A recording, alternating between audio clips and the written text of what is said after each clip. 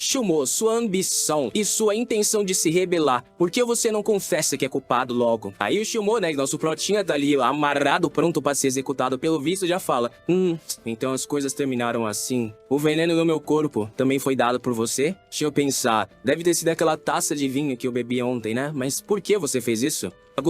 Quero dizer, a garota olha pra ele pensando, né? O ministro perdeu o cargo por causa das suas conquistas e você ainda me pergunta o porquê? Pelo visto, nosso plotinho tá sendo passado por causa de política. Ela então diz: eu me lembro que você tinha alguns sentimentos por mim e hoje eu vou pessoalmente te dar uma recompensa. Ela coloca a espada ali na frente da cara dele, né? E ele diz: eu que originalmente achei essa Roboshui pra você, né? O nome da espada. Eu não esperava que ela fosse apontada pra mim um dia. E aí, né, ela tem os flashbacks ali dele cuidando dela quando ela era bem criancinha, falando pra ela não se preocupar que ele ia proteger ela. Porém, ela diz: eu tô envergonhada de você. Depois de você morrer, eu vou te enterrar no cemitério imperial e todos os anos vou te oferecer alguns sacrifícios. Nisso, o Protinha olha pra ela, né, e vê o contraste entre a garota que ele cresceu junto e criou e a menina que ela se tornou agora que vai matar ele. E toma uma espadão no peito, filho, vai de base. Toda mulher em choque e o Protinha pensando: então é assim que termina, né? Tá na hora de ativar minha escritura da reencarnação. E nisso, o Protinha como a borboletinha e já acorda de volta em algum lugar que nós não sabe, mas ele tá vivinho. Parece que essa vida dele já era uma reencarnação, na qual ele tá dentro de uma novel. O que ele fez? Ele tentou roubar todas as oportunidades do protagonista da novel, né, pra conseguir mudar o destino dele. Uma das coisas que ele fez foi cultivar o máximo possível a heroína, que era essa Liu Huoshue, que é a menina que matou ele, e criar uma dinastia só pra ela e tornar ela imperadora. Ele acreditava ter feito algo impecável, que não tinha como dar errado pra ele, porém o destino dele de ser um personagem substituível não mudou e ele foi executado da mesma forma no final das contas. Chega, dessa vez ele não vai cometer os mesmos erros e vai pegar todo o poder pra ele. Nisso um cara abre ali a cortina e diz, né, Mr. Ho, qual que são as suas ordens? Ele pergunta, né, quanto tempo que falta pra chegar? O cara fala que falta uma meia hora. Pelo visto ele tá indo pro hospital de Salesian, que é o lugar onde ele vai conhecer a Liu Huoshue pela primeira vez. Porém, nesse momento ela ainda tá fraca e é uma órfã abandonada. É uma pena, mas por mais que ela tenha potencial, nessa vida ele não vai criar uma traidora. A gente então vê o orfanato, né, e um monte de criança lá. E pelo visto, a Liu Huoshue também voltou pro passado. Ela tá olhando ali pra mão dela, né, tipo, sem entender o que aconteceu. E aí ela tem uma memória. No momento em que ela matou o príncipe e se sentou na cadeira, alguns dos soldados dela chegaram e avisaram que eles estavam sendo invadidos por forças imparáveis. Ela falou para não se preocuparem, porém, bem nesse momento, uma bruxa invadiu o castelo e instantaneamente explodiu a cabeça de todo mundo que tava lá, menos ela. Finalmente eu consegui. Quanto tempo faz, não é, irmã Huoshue? A Liu Huoshue reconheceu ela, né, e chamou ela de Sol da Manhã. E meu amigo, que sol da manhã! Damn! E aí a bruxa fala pra ela, né? Quando você foi pega no hospital de Salesian, no orfanato, e eu fui abandonada, você pôde aproveitar toda a glória e riqueza de se tornar uma imperatriz, enquanto eu tive que competir pra comer comida de cachorro. Mas mesmo assim, no final das contas, você perdeu pra mim. Você sabe por quê? E aí ela pergunta, né? Por quê? Porque você matou o Shumo. A dinastia Yan era indestrutível desde que Shumo estivesse aqui no castelo. Porém, com ele morto agora, a Huoshue vai responder alguma coisa, filho, mas já toma entre as montanhas. Ele é um espadão, filho, fincou. Teve que ir tão fundo essa espada que não sai nunca mais. E a bruxa fala pra ela, você ficou tão perdida em querer mais e mais poder que matou o Shumo sem saber que ele era o grande protetor disso tudo. Você ainda tem coragem de se chamar de imperatriz? A Huoshue cai ali pro ladinho, né, falando, então era minha culpa. Se eu pudesse voltar pro passado, Shumo e... morre. E aí ela também voltou pro momento em que o Shumo vai pegar ela no orfanato. Caraca, filho, esse plot aqui tá bom, tá? Double Reincarnation, dali. O moleque ali chega, né, pergunta se ela tá bem, ela fala que tá bem, então troca logo de roupa, porque tem um nobre vindo pegar alguém. Nobre? Comprar? Isso mesmo, é o Shumo. Foi ele que veio nesse momento da minha vida passada e me tirou do orfanato. Eu voltei por um momento perfeito, ainda vai dar pra conhecer o Shumo bem agora. Dessa vez eu com certeza vou fazer tudo melhor. Um cara do orfanato aparece e fala, né, quem trocou de roupa vem logo aqui pro jardim. Isso, a garotinha de cabelo branco que tá andando por ali, né, tá sendo esculachada, né, o cara tá falando pra ela nem aparecer por aqui, porque ela não vai ser adotada. É bom ela nem afastar os nobres com essa aparência fraca dela. Mas ela põe a mão na boquinha ali, né, dizendo que quer conhecer um cara nobre também. Nisso o Shumo chega e o cara vai mostrando os órfãos pra ele. Porém, ele já tá pensando aqui que nessa vida ele não quer saber da Liu Huoshue. Enquanto a Liu Huoshue, né, tem certeza que vai ser adotada, já que foi a linha do tempo que aconteceu na vida passada dela. O cara do orfanato diz que testou os ossos e o potencial de todas as crianças ali, e essa garota aqui é a mais incrível de todas. falando que ela deveria ser adotada como escrava ou como soldada. Ela é perfeita pra qualquer combate. A Rushui tá olhando ali pra ele com uma carinha, né, de quem tem certeza de que vai ser adotada, e o cara do orfanato diz que ela é meio cara, né, porque assim, ela tem um potencial. O Shumo vira pro cara e diz que dinheiro não é problema. Porém, nessa hora, ele sente uma aura familiar perto da garotinha ali. Vamos ser sinceros, por que que o cara desenhou as nádegas dela com um compasso, filho? O bagulho tá mais redondo que tudo. Olhando pra ela, o Protinha sente uma aura que ele já conhecia e acha que é algo familiar. Será que é a pessoa que ele tá pensando? Ele pergunta ali pro cara, né, por que que aquela mina tá largada ali no canto? E o cara responde, tu tá falando da Xiao Yang? Ela é a pior criança que a gente tem aqui, os ossos dela são fracos. O tradutor às vezes traduz Xiao Yang pra sol matinal, né, Morning Sun, e às vezes não traduz, aí fica um e outro. Nisso ele dá um grito com ela, né, e fala pra ela parar de incomodar os nobres. Porém, o Prota já reconhece pelo nome, né, ele sabe que é a bruxa da vida dele. E começa a pensar, né, qual que seria o potencial da grande bruxa que foi abandonada aqui e mesmo assim se tornou uma das mais fortes do mundo? O que aconteceria se ela fosse adotada? Enquanto ele olhava pra ela pensando nisso, ela se levantou e correu até ele, né, abraçou ele ali, falando, por favor, me tira daqui. A Xiao Yang tá disposta a trabalhar duro pra você pro resto da vida. O cara do orfanato ali, puto, né, pega no cabelo dela pra tacar ela longe, mas o Prota já para ele. A mina foi tacar ela longe, filho, mas já levantou e já se arrastou ali de novo, implorando. O Prota pergunta, né, você realmente quer que eu te leve? Ela diz que sim. Ele fala, você tem certeza que tá disposta a fazer qualquer coisa por mim? Ela fala que desde que ele tire ela de lá, ela tá disposta a fazer qualquer coisa pelo mestre. Nisso, de fundo, a Rushui tá olhando aquilo sem entender nada, né? Porque não era pra isso acontecer, o script da história não é assim. Ela tem um potencial, ela devia ser a pessoa que tá sendo levada, tem alguma coisa estranha acontecendo. Ela começa a pensar que a bruxa matou ela e ainda voltou pro passado pra roubar todas as oportunidades dela. Até o cara do orfanato tá sem entender, né, pensando, eu preparei a Rushui pessoalmente pra ele adotar, então por que ele tá ignorando ela? Ele se vira pro Shumo e pergunta, né, senhor, você só quer uma criança? O Shumo já indo embora, né, diz, né, você tem mais alguma pergunta? O cara fala, temos tantas crianças aqui, algumas são extraordinárias como a Rushui, por que você também não leva ela? O Prota vira e pergunta, né, você tá querendo me dizer o que fazer ou não? Ele fica ali nesse tremendo que alguém fraco como ele jamais iria contra a decisão de um nobre. Porém, nesse momento, a Rushui corre em direção a ele e agarra o casaco dele ali, pedindo, né, por favor, me leva com você também. O cara do orfanato meio que tenta parar ela ali, né, e a Xiao Ming fica agarrando ele ali, né, com medo de ser deixada. Nisso, o Prota se vira e segura a mão dela, e aí ela dá meio que um suspiro de alívio, né, fica toda felizinha, mas logo é arremessada no chão, fi. E aí o Prota olha e pensa, né, a gente ficou junto por centenas de anos, e mesmo assim você me traiu no final, não tem por que eu desperdiçar um segundo com você. E se vira dizendo que vai levar só a Xiao Ming. A Shumo até pergunta, né, por que as coisas são assim? Nesse momento, o cara do orfanato para o Prota e diz, se você tentar levar só a Xiao Yang, isso vai te custar 2.000 pedras de baixo nível ou 200 pedras de nível médio. E aí o Prota se vira e pergunta, né, pedras de nível médio? Você tem a ousadia de me pedir pedras espirituais? O cara do orfanato se vira, como assim? O que você quer dizer com isso? Mas o Prota interrompe.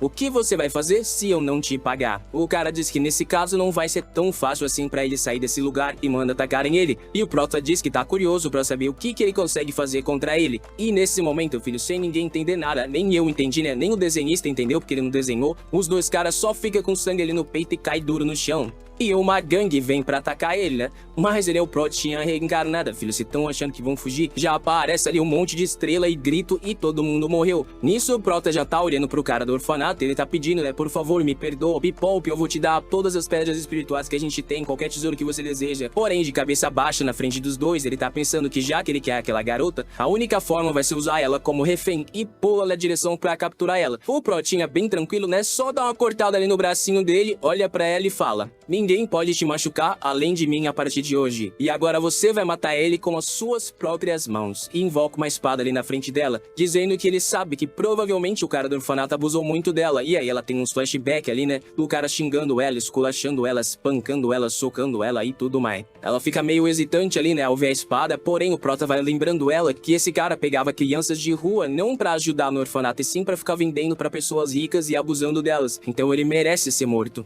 Ela pega a espada, né, e o cara do orfanato tá ali implorando pra ela não matar ele, porque ele salvou ela e tudo mais. Mas, fi, a espadinha já tá andando no chão. Ele continua implorando ali, né, mas ela já começa a pensar que ele é um bastardo e que merece queimar no inferno. Caraca, fi, menininha foi de 0 a 100. Daí já corta uma perna, ele cai no chão e ela começa a torturar, já corta o outro braço e a menina tá fazendo um espetinho dele. O cara tá implorando ali pela vida, né, até o Protinho falou, tá empolgada, calma, dá uma seguradinha. Ela faz ali a posezinha falando, né, que vai respeitar as decisões do jovem mestre, e o prota avisa que de agora em diante quem fizer bullying com ela vai morrer. O cara da carruagem que veio com ele pergunta o que a gente faz com os outros órfãos, e diz que é pra entregar uma quantidade de dinheiro pra eles e que eles se viram pra achar uma forma de sobreviver. A Shumo meio que tenta ir atrás, mas já viu que não vai rolar, então ela sabe que ela não pode ficar aqui, ela vai ter que achar uma forma de aumentar a cultivação dela o mais rápido possível. Já na carruagem, né, o protinha ali, né, pergunta se ela tá com fome, ela fala que não, depois fala que talvez só um pouquinho, ele como puxa o banquete ali pra ela. Ela começa a comer igual uma esfomeada, né, e nessa hora o prota avisa ela. Ele já disse no orfanato, mas se ela quiser ficar com ele, ele vai precisar colocar uma restrição no corpo dela, um tipo de restrição que torna impossível dela se vingar contra ele ou machucar ele. E caso ela faça isso, a alma dela vai cair no esquecimento eterno.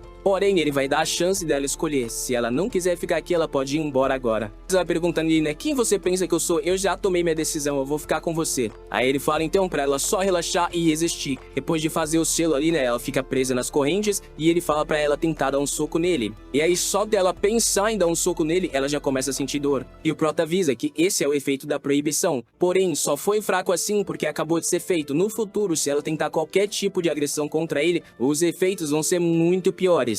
Ela diz, né, que jamais vai trair o mestre, e o cara do outro lado ali avisa, né, chegamos na mansão, senhor. O prota então, né, pede pra conseguirem um quarto pra ela e alguém pra dar um banho nela, porque ele tem algumas outras coisas pra lidar e ele vai voltar mais tarde. O cara da carruagem ali, né, chama ela e vai mostrando a casa pra ela e ela fica impressionada. Até que ele chega ali num quarto e diz que a partir de agora ela vai morar ali.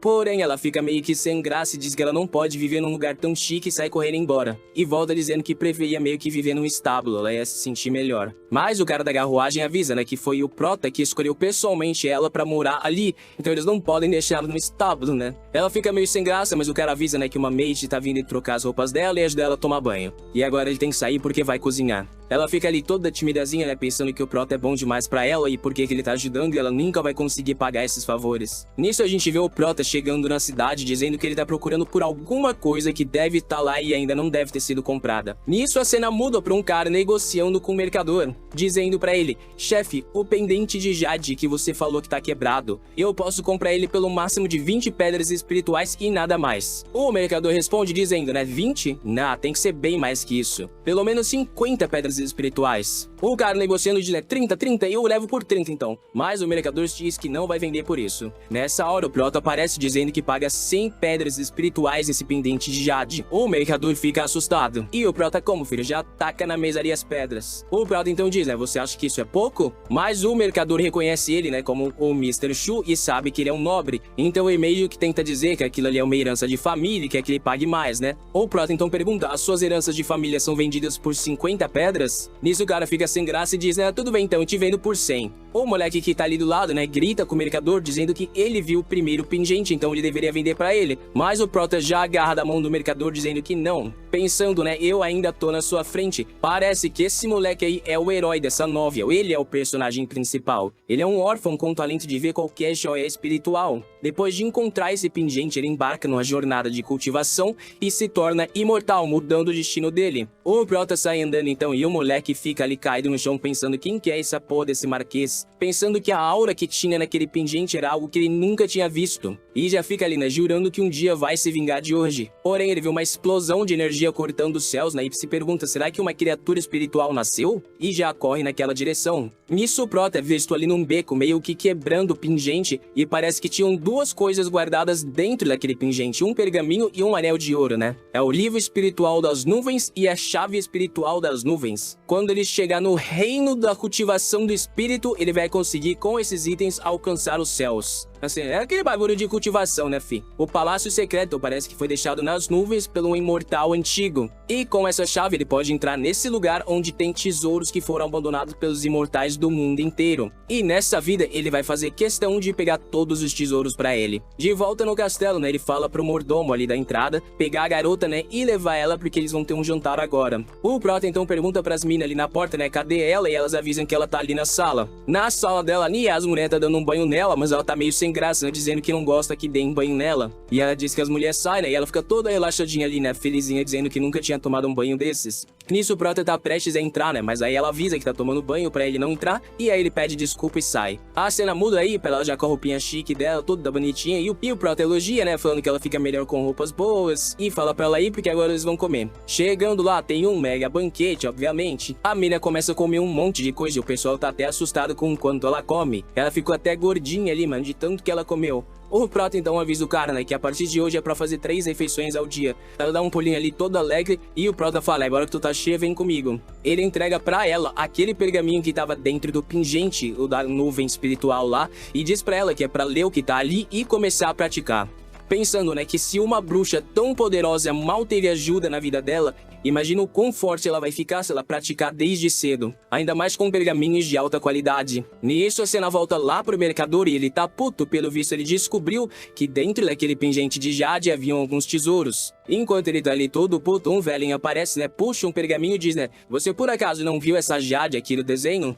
Pelo visto, tem muita gente caçando esse negócio. Porém, a cena já volta pro Prota que tá ajudando a menininha a cultivar. E como esperado da maior bruxa da vida passada dele, ela tem um talento incrível. Porém, ela é muito nova ainda pra cultivar e ainda mais com uma técnica tão avançada quanto essa da nuvem espiritual. E por causa disso, ela já começa a tossir sangue ali, quase morre a guerreira. O Prota avisa pro cara ali, né, um dos empregados, e chama um doutor. A cena muda lá pro protagonista, entre aspas, né, o cara da novel, que encontrou a Lu Shui cultivando. E como ele consegue ver energia, né, e concentração de poder, ele já sabe do potencial dela. E fica se perguntando, né, será que isso aqui é uma oportunidade de mudar minha vida? Bem na hora, ele dá uma pisadinha no galho e ela já acorda, já tá como? No pescoço dele. Perguntando, né, quem é você? Ele diz que ele é Lin Ye, né, uma criança de 15 anos que foi abandonada pelos pais. A Lu Shui escuta esse nome e se lembra que na vida passada, enquanto ela era imperatriz, um cara chamado Lin Ye foi lá e jurou trazer pra ela todos os tesouros do mundo com o talento dele. Porém, nessa época, o Prota recusou a ajuda desse cara.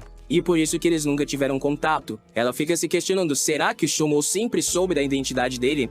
Lembrando que na vida passada ele avisou ela que sabia encontrar tesouros, ela fica pensando, né, que talvez seja uma oportunidade de pegar os tesouros desse cara pra ajudar ela na cultivação. Ela então já chama ele, né, pra viajar junto com ela por um tempo. Ele fica ali, né, meio sem graça, perguntando, como assim, fi, do nada? Mas ela parece não tá se importando, fi, como se já não tem opção, tu vai. De volta na casa do Prota, o velhinho ali, né, tá analisando o corpo dela e diz que ela possui um corpo muito fraco com a constituição também muito fraca, e é por isso que ela precisa comer muito pra se manter viva. O Prota então pergunta, né, será que ela não serve pra cultivação? O velhinho avisa que vai preparar uma poção que pode aliviar os efeitos, porém toda vez que ela cultivar, ela vai sofrer muito durante o processo.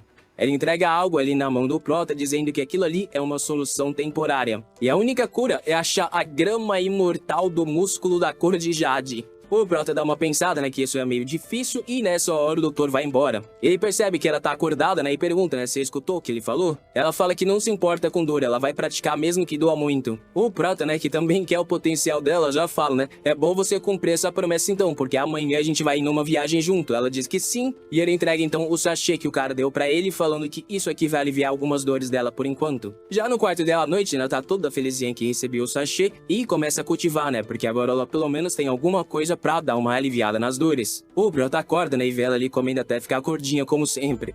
Nisso, ele já agarra ela ali e os dois saem viajando pelos céus. Eles vão em direção a algumas montanhas, porque o Prota diz, né, que é ali que secretamente estão escondidos os ingredientes que eles precisam pra fortalecer o corpo dela. Ao chegar lá, ela tá meio cansada, né, mas ela escuta um som e chama o Prota. Quando ele se vira, tem um tigre atacando os dois. Ela meio que se joga ali na frente pra tentar proteger, né, mas assim, se jogou na frente e fechou o olho, filha, suicida. Mas o Prota tá bem tranquilinho ali, né, e diz que ali existem muitas ervas ambar escarlate, e uma besta não merece ter tantas delas. E transforma a besta em osso, ela cai dura no chão e depois volta a ser uma besta, fio. O cara, como? A mina fica até perdida ali também, né? Falando, pô, por que não aconteceu aqui, fio? O cara era um esqueleto e depois voltou ao normal? O Prota diz, né, que é o Sutra Celestial da Reencarnação. E falam que já tá de noite demais, eles precisam descansar e isso aqui vai ser a refeição deles. Ele puxa uma das plantas ali do chão, né, e fala que eles ficarão ali por perto. Já dentro da caverna, eles estão assando o tigre ali, né, pra comer e ela dá uma espetada nele. Porém, ele para ela, né, e fala pra ela controlar a respiração dela. Nisso, eles veem alguns caras fora da caverna. E o Prota avisa ela, né, que é por isso que quase ninguém vem pra essas montanhas à noite, é muito perigoso. Mas fica pensando, né, que se esses caras tentarem atrapalhar os planos dele, ele vai ter que aniquilar todos. A gente vê a Lu Shui observando ali na mesma região, se perguntando por que tem tantos soldados andando por ali. O Lin Yue encontra ali a região onde o Prota matou o tigre, né, e avisa a Rushui que foi ali que rolou um combate. A Lu Rushui tá ali no chão, né, se perguntando por que todas as ervas âmbar escarlate desapareceram. Será que foi algum membro de alguma seita ou será que é coisa do Shumon? Nessa hora ela sai correndo pensando que ela precisa da fornalha de alquimia e começar alguns elixires. O Lin Yue, né, pergunta onde ela tá indo e ela fala que ela tá indo procurar um tesouro perigoso. Se ele tá com medo, pode ficar ali. Na caverna, o Prota e a Chaoyang estão acordando, né, e pelo jeito ela desmaiou de dor na noite anterior após cultivar. Ele coloca ali a mão da testa dela, né, e diz que ela alcançou o sexto nível do refinamento do Ki em apenas alguns dias. Mesmo com muita dor, o potencial dela é incrível. Ela fica toda coradinha ali, né, feliz. Porém, ele fala, né, que se ela continuar evoluindo tanto, o corpo dela não vai suportar essa pressão. Ela diz que tá fazendo tudo isso só pra ser alguém que consegue ajudar o jovem mestre. Mas logo então ele sai andando e fala que eles têm que ir logo, joga uma poção nela e fala, né, que isso aí também vai te ajudar a aliviar as dores. E ela fica toda felizinha com o negócio na mão, né, mas mano, esse cara ele joga e sai andando toda vez. Nunca vi tanto as costas de um Prota, né? A cena muda e ela tá perguntando, né, jovem, essa fornalha que a gente tá procurando é tão importante assim? Ele diz que sim, é uma qualidade acima de todas as outras fornalhas e tá logo à frente. Porém, tem que tomar cuidado porque tem uma serpente de jade protegendo a fornalha. Ao chegar lá perto, o Prota escuta alguns golpes e quando ele olha, tá o Lin Yue combatendo a serpente. E o Prota não consegue entender nada, não era pra esse moleque tá aqui. Ele pula pra dar um golpe na cabeça da serpente, só que o Prota sabe que vai dar merda. E no meio do ar ele toma uma rabada, fi. Bate as costas na parede ali, já gospe sangue e fica pensando, né, fudeu, morri. Mas nisso nosso Protinha aparece pra combater a serpente, dizendo que é o destino dele combater essa fera, então ele vai ficar com o núcleo dela. Ela começa a concentrar ali uma bola de energia e o Lin Yue fica impressionado, né, que aquela criatura consegue utilizar poder espiritual. Nisso ela causa uma explosão em cima do Prota, porém, obviamente ele tá ali no meio intacto. A serpente tenta fugir, né, mas logo dá de cara com a Xiaomin, que tenta levantar uma barreira ali de poeira pelo visto, porém a cobra só se defende e parte pra cima dela. Nesse momento o Prota conjura ali uma mão espiritual e esmaga a cobra em vários pedaços, pegando o núcleo dela. A Xiaomin fica ali meio caída, né, acabada, dizendo que é fraca demais, chorando. O Prota, né, explica pra ela que não é, foi perfeita a situação que aconteceu, porque se a cobra continuasse com medo dele, o núcleo não seria perfeito, mas quando ela apareceu, a cobra ficou meio que tranquila, né, calma, e por causa disso a morte dela foi tranquila e aí o núcleo veio perfeito. Então no final das contas, ela agiu exatamente como ele esperava e fala que foi um bom trabalho, né, e colocaria uma pomadinha na perna dela. Ela fica toda felizinha, né, dizendo que foi a primeira vez na vida que ela foi elogiada. O Lin Yue ali atrás das árvores tá puto, né, porque é o mesmo cara que roubou o pingente de jade. E já tá se questionando, né, será que ele sabe meu segredo? Pensando no pote de alquimia que o Prota realmente tá atrás. Ele tenta sair meio que ali sem o Prota perceber, né, pensando que não pode ser pego. Mas na hora o Prota já aparece na frente dele dizendo, né, pra onde que tu tá indo? Ele responde que pra lugar nenhum. O Prota então pergunta, você tá sozinho? Ele diz que é só que ele acabou ficando pra trás do grupo dele. O Prota então pergunta, você viu algum grupo de cultivadores? Ele aponta numa direção e aí o Prota vai pra outra direção. E pelo visto é aonde a Lu Rushui tá. Já nessa caverna o Prota sente um cheiro de sangue. E quando ele olha pro chão, tem um monte de esqueleto lá. Ele começa a se questionar porque na vida passada dele, isso aqui também não tava aqui. E todos ali são discípulos da seita da tempestade. O que eles estão fazendo aqui na Cordilheira de Jade? Todos esses ossos ali pertenciam a cultivadores no segundo estágio do reino espiritual, muito abaixo da serpente, então nem era pra eles virem pra cá. Ele agarra ali, né, um dos pertences desses esqueletos abandonados, mas bem nessa hora escuta alguém e se vira pra ver quem é, mas não vê ninguém. Ele dá uma olhada no pacote e lá dentro tá aquilo que ele tava procurando, o pote de alquimia. Mais uma vez ele escuta uma voz e dá uma olhada pra trás, mas não tem ninguém. Nisso ele escuta alguém gritando, me libertem. Ao sair lá pra fora é a Xiaoyang que foi capturada por alguns cultivadores. E nesse meio tempo a gente vê que quem tava na caverna se escondendo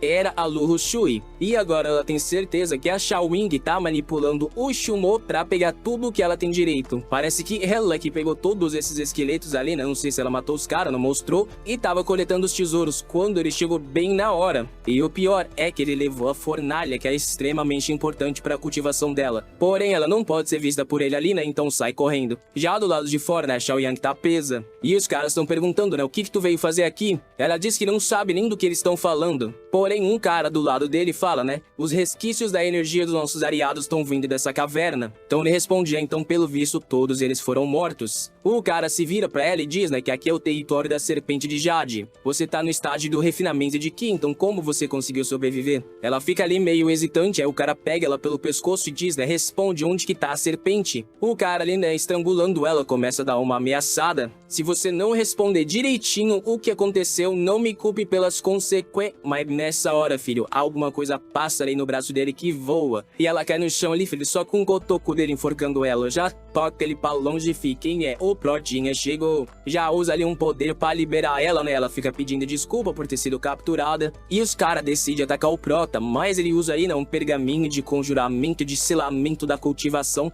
E eles todos perdem os poderes. Nessa hora, a Xiaomin ali começa a ativar a aura dela e o Prota fala para ela deixar só um vivo. Ela invoca uma lança espiritual ali, filho, no próximo quadro é só cabeça voando. Sobrou só o maluco que tinha ameaçado ela ali, filho, com um cotoco de braço sangrando enquanto ela tá olhando com uma cara de assassina pra ele. E com isso a gente infelizmente já chegou no último capítulo dessa obra. É bem curtinha, mas eu quis trazer, né, porque quando lançar mais uns 10 capítulos eu trago as outras partes, né, e a gente vai acompanhando a obra desde o começo. Como é obra chinesa, nunca dá problema de strike, né, é difícil, então é bem da hora de trazer e a história é boa. Valeu aí, deixa o like e o comentário, fui!